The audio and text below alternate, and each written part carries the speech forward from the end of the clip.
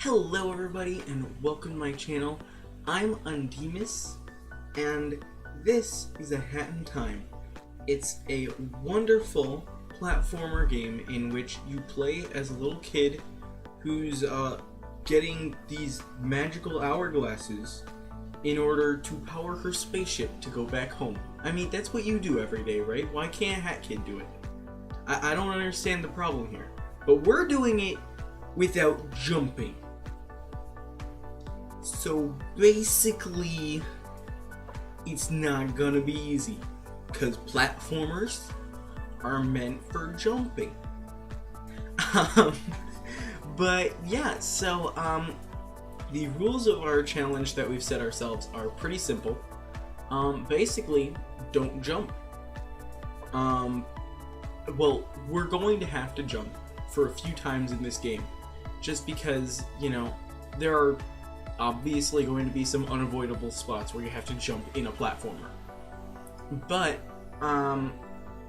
one thing that I would like to note is that according to the official way that the game counts jumps, jumping out of water does not count, and we are going to stick to that because it makes my life easier and I have a valid excuse.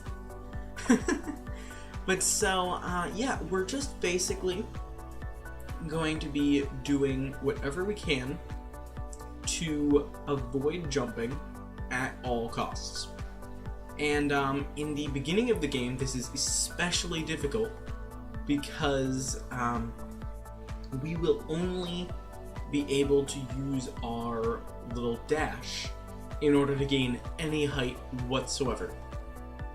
And later in the game, we'll have the ice hat, which can give us a tiny, tiny bit of air, and then we can use that in conjunction with our dash in order to get farther.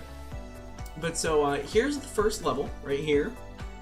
What we are doing to start off is ignoring Mustache Girl, because she doesn't give us a route that we're able to do without jumping.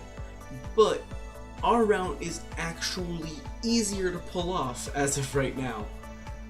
So we're just going to head over here, and then when you see a staircase on your left, you have to go up the giant staircase. And then we're going to jump down, and this allows us to avoid jumping across a little gap that's supposed to kind of force you to jump for the first time in the game, but you know, we avoided it. So then we find this mafia guy who stole our umbrella, and we have to kill him in kind of this area over here so that we're able to jump down from a building nearby and get the timepiece, because otherwise we won't be able to collect it because it's too high up. So what we actually did is we just ran over to this edge. If you do it just right, you're able to get on those little bouncy umbrellas, and then you can dash down from there and land on your timepiece. So that's that, and that was fairly simple if you ask me. It took me about 45 minutes to come up with that method because I didn't see the staircase at first, but after that it was pretty smooth sailing. I do want to point out, so this is going to be a series of 4 videos in which I do basically one world each video. And this is not by any means the 100% best way to do it, with the 100% least amount of jumps. It's just, this is my first attempt and my experience playing through the game, you know, trying to jump as few times as possible. There are definitely a few things that if I had done them in a different order, I would have been able to do better, or so I would have been able to do them either with fewer jumps or just with less effort. But so right here, we actually entered level 3, the one where you have to chase the guy who gets scared of you if you're covered in mud, because we need to collect some yarn. Because of course, level 2 of the game is the barrel battle, and the barrel battle is a it's quite a problem for us in the beginning of this game, because we don't have any way to kill the Mafia without getting above them somehow. And we can't get above them because we can't jump. So we have to collect at least 4 yarn before we even attempt level 2, because that way we can make the brewing hat, and with the brewing hat we're able to finish off the Mafia once they've gotten into their red, like, deflecting your attacks mode. So currently we have 2 yarn of what we need, and it is rather difficult to get around in general, I will say. Like, just routing from point A to point B requires quite a bit of thinking, but I won't spoil the fun for any of you guys that may decide to try doing this challenge for yourself. I'm only just showing kind of the general strategy surrounding the idea. So then right here we have to get this yarn, and we have to actually jump down from way up here just so that we're able to get on one of those umbrellas down below. So we have to jump down onto one of those umbrellas, and that's the only spot that I could find that was high enough to get up on it. And then right there, you need to kind of bounce off that Mafia. I missed the button when I was doing it there, so had to try again. But once you get it, it's fairly simple, because the umbrellas give you enough of a boost so that you're able to get up to that yarn. And then soon we'll be seeing one of the mechanics that is going to help us a bit throughout this series. So if we are trying to get around here, those little railings, the little railings are actually too tall for us to get over, because we only have a tiny bit of ability to get air.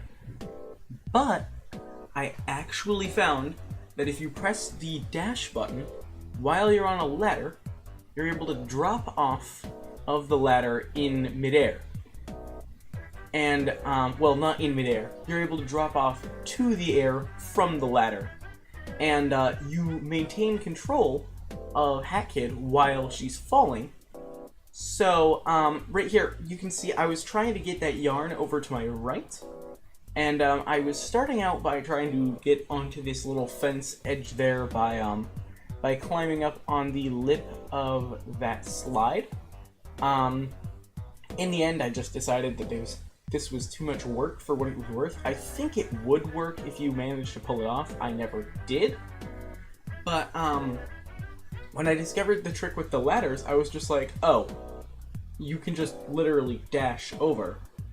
So I think I figured it out right there. I was like, oh, wait, that works? So then I tried to get to it with the balloon, but I ended up having to come back and just jump directly to the area. And so that, right there, we got our first brewing yarn. So it's now an option to craft the brewing hat, which is important because we need to be able to make it. And then I actually came up here in hopes that I would be able to collect some yarn that's like right below the scene of this chase. But I was sorely disappointed because the game puts a death barrier right there. As far as I know of, there is absolutely no way to get down there without not triggering the event in the first place, so I just left the level at that point. And I went, and I actually forgot how many timepieces I would need, so I came over here to check it out. I do need, in fact, 4 timepieces in order to progress to the next world. And of course, the reason that we want to get into Deadbird Studio as fast as we can is because that's where you'll find your first ice yarn, and with ice yarn we can do our little jump, like our little fake jump that isn't really a jump, and it'll be so much easier to get around. So I did decide to just try out Barrel Battle. just for the sake of, like, you know, seeing how it's gonna go. And, let's just say this is where you're supposed to learn to wall jump. We're not jumping, so this poses an issue. I spent a while banging my head against that little ledge right there, and, nothing happened, so I left, and I went back to She Came From Outer Space, in hopes that I would just, you know, come up with a better strategy while I wasn't there. Because, you know, that's how coming up with strategies works, right? You just fail to do so, and then it'll work. But, so then I did decide to make the brewing hat. Now that I'm looking at the footage, I think I may have accidentally skipped the collection of a yarn, but you know what? That's the mystery yarn for you guys. You guys get to find the mystery yarn. Wait, actually, did we have 4? I don't remember anymore. I think we had 4, actually. So, no mystery yarn, sadly enough. But, as you can see, we're using the brewing hat in order to kill the Mafia without having a height advantage. And then, because I still hadn't thought of any new strategies, I just decided to try to get the camera badge, because it's off way over here, and it's not really supposed to be reachable without doing some, you know, without doing kind of the biggest jump that Hat Kid's able to pull off with, like, a double jump and then a dash. But I actually managed to get there with just a dash by climbing up on the lip of this ship right here, and then just barely being able to scale that wall right there. And we got ourselves the camera badge, and I was pretty happy with myself. And then I was also able to use the camera badge to scope out, you know, level 2, to kind of see what was around me, see if there was anything that I wasn't able to see before that I could use to my advantage. And then also, I decided to come over to this guy while being careful not to get muddy, so that he wouldn't be scared of me and I could jump down onto the yarn that I hadn't been able to get to before. So we just made our way down there, and there's our spring yarn. And then the next thing that we did was we actually tried to get some yarn that's over here. I spent like, I don't know, 20-30 minutes trying to get it, and just to no avail. I do not think that it's possible before you get your hands on any ice yarn. But once we do get our hands on the ice yarn, it is fairly trivial to grab. So then, once I decided to give up on that, I actually ran over to the next yarn over, which happens to be the easiest yarn that I have ever collected without jumping. You literally need to go lower than you normally are by crouching. So that one was a fairly easy grab. And then I did decide to come back to Barrel Battle. And in Barrel Battle, I just decided to try out another strategy that I thought of. I thought, kind of, if I run to the left at this wall, maybe I can, like, dismount from the wall in the same fashion that I did with the ladder and get over that edge right there.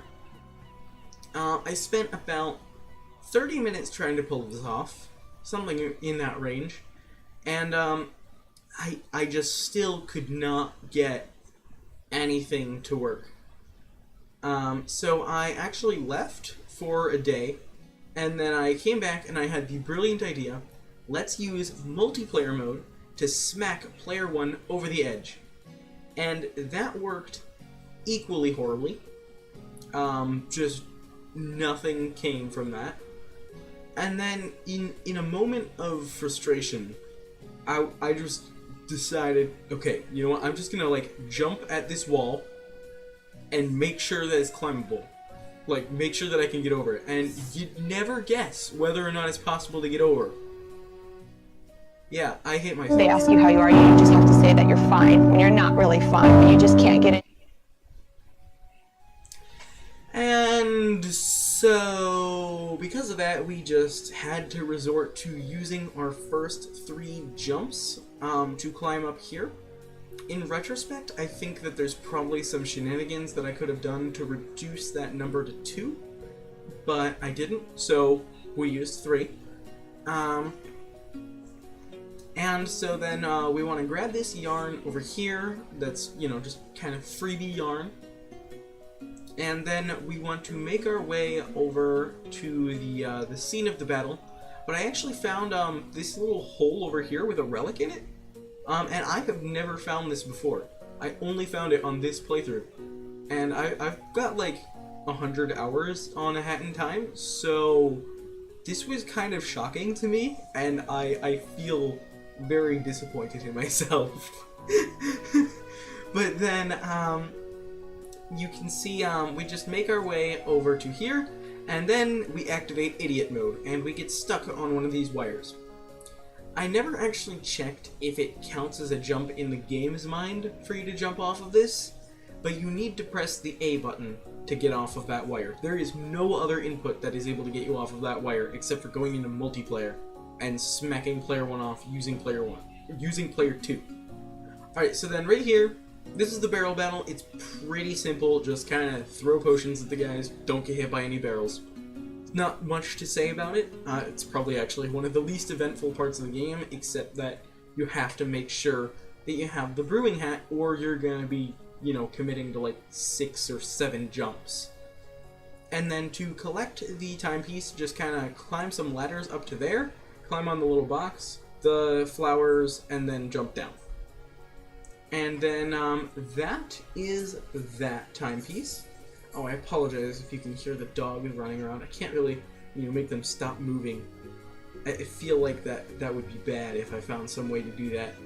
Anyways, so after we resorted to our first 3 jumps, I kind of gave in to the idea that I'm probably going to have to use some jumps here. But first I actually made sure that I grabbed a relic that is over to my left right now. I said, I'm going to grab it. Yep, grab it. Okay, there we go. I finally did it.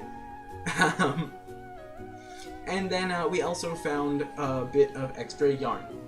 And so then, after all of that, we made our way over to the scene of the chase, where we scare the guy out of his mind, and he starts doing incredible acrobatic stunts that not even Hat Kid can do.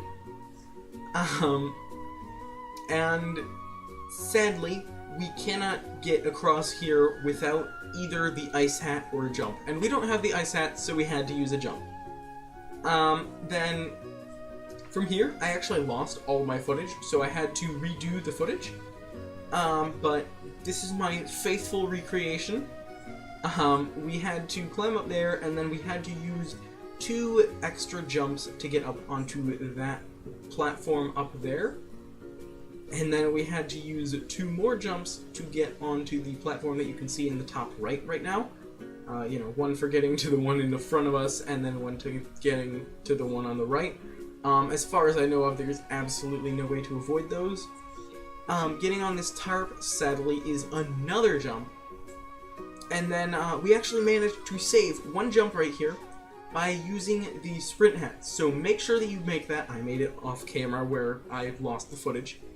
But if you do a sprint double jump, which is a speedrunning technique that allows you to get a tiny bit more distance, you're able to save on 1 jump that you would have spent during the wall jump section.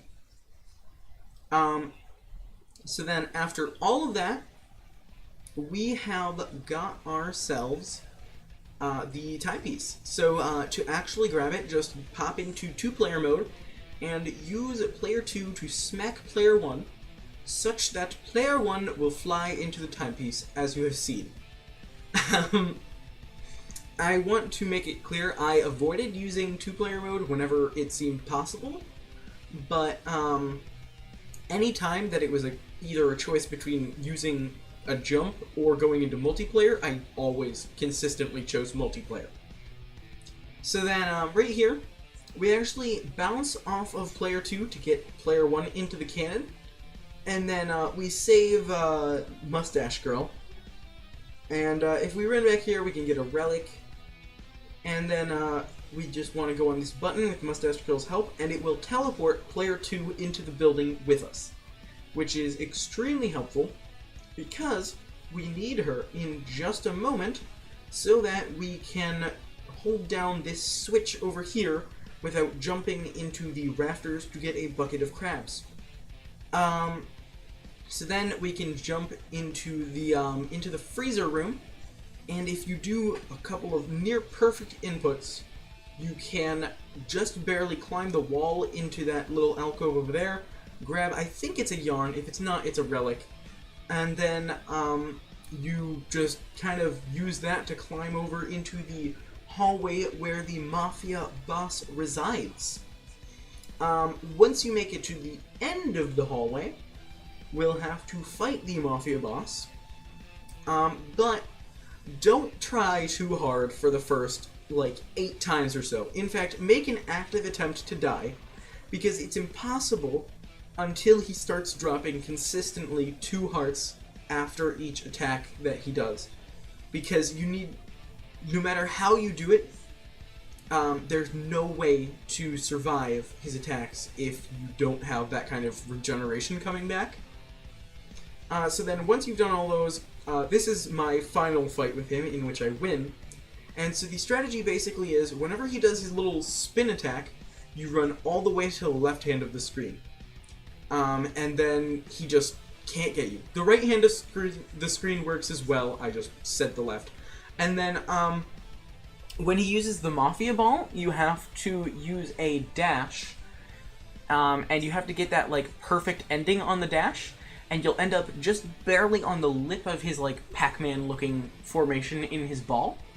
And, you can use that to get up to his height and attack him, but I could not find any way to get to the top of the ball without using at least 1 A-press, so we had to resort to 1. Although we saved on another one by doing that little thing over there. So then, as you can see, going to the far edge of the screen will protect you from his spin attacks. And also, whenever he uses the attack that sends out shockwaves, you want to make an effort to go as far away from the shockwaves as you can until one hits you, and then you run straight towards them again, so that your invincibility frames carry you through as many shockwaves as they can. Because you're not able to jump, and a dash isn't enough height to get you over the shockwaves. So then once you've beaten him, you can go into multiplayer mode, and you can use our little smacky trick to knock Hat Kid into the timepiece. And that, my friends, is the first world of A Hat in Time done with only 15 jumps. I do believe we could have reduced it to 14 if we had been very careful, but I'm pretty happy with that for right now. And so more videos are going to be coming out in probably a week. I'd say about weekly, but don't quote me on that. But I'm going to finish this series of my first run through A Hat in Time with as few jumps as possible, and then I'm probably going to do one more video after that in which I will show off changes that I can make to improve the run and lower the amount of A-presses that are needed. Until then, though, thank you for watching the video, and if you enjoyed, please feel free to give a like and to subscribe to my channel. I'll be uploading whenever I feel like it, because I used to have a schedule and I didn't follow the schedule, so now I can't fail my schedule because I don't have one. And, yeah, that'll be it. Goodbye. Thank you for watching.